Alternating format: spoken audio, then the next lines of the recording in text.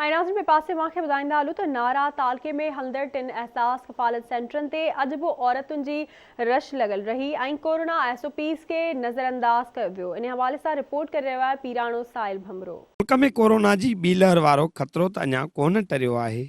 हिन ख़तरनाक वबा खां बचण लाइ हुकूमत पारां जोड़ियल SOPs वारनि हुकुमनि खे त एहसास किफ़ालत जे क़ाइम कयल सेंटरनि ते हवा में उॾायो वियो आहे। वफ़ाक़ी हुकूमत पारां माज़ी में बेनज़ीर इनकम सपोर्ट जंहिंखे हाणे वरी एहसास किफ़ालत जे नाले सां हलायो वियो आहे, हिन रक़म जी अदायगी मुस्तहिक औरतुनि खे कयल सेंटरनि ताईं अदायगीअ लाइ चयो वियो आहे। हिन सेंटरनि ते अक्सर औरतुनि ऐं मर्दनि जी पीउ ऐं रश मां अंदाज़ो लॻाए सघिजे थो त छा हुकूमत जे जोड़ियल SOPs ते लाॻापियल इदारा अमल कराए सघिया आहिनि। नारा तालके में 40,000 खां मथे रजिस्टर्ड औरतुनि लाइ 3 सेंटर क़ाइमु कया विया आहिनि, जिन में मिसाली तजल, सिकंदराबाद ऐं चूंडको जे नालनि सां सेंटर क़ाइमु आहिनि।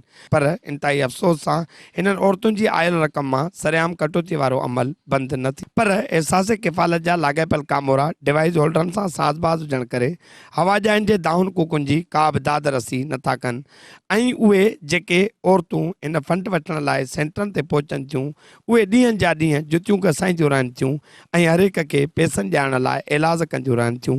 पर हितां जी लाॻापियल इंतिज़ामिया हिननि औरतुनि जे दाहुन ऐं कूकुनि ॾे न वरनायो आहे, जंहिंजे करे इहे हवाजायूं पंहिंजो ई हक़ पैसनि वारो वठण लाइ सेंटरनि जा चकर काटींदियूं रहनि थियूं।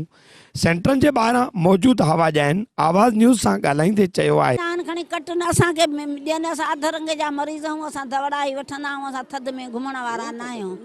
ख़ुदा ॼाणे असांजो कार्ड अॼु हथ में अॻे त कटींदा 500 असांजो भले कटनि, हुनजो हक़ आहे।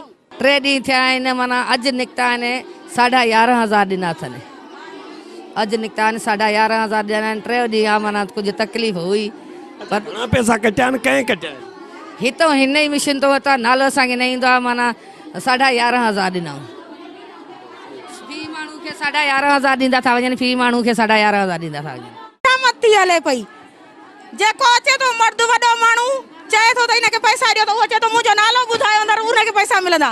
असां त सुबुह खां वठी हिते बीठा आहियूं, ॾियनि बि 10,000 था, मतिलबु 11,000 था ॾियनि, 1000 पूरो कटनि था पिया।